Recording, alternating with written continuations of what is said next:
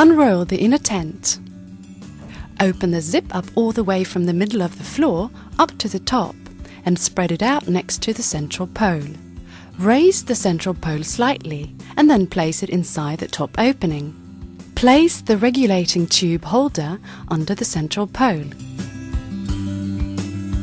Attach the inner tent. Start at the top by the smoke opening. Then attach it to the other fastenings.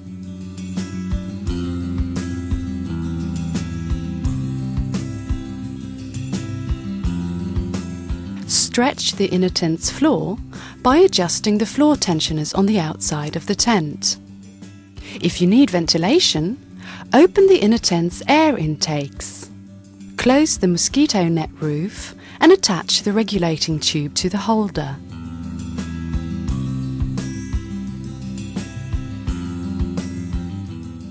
Check that the zips run smoothly. The inner tent is now ready for use.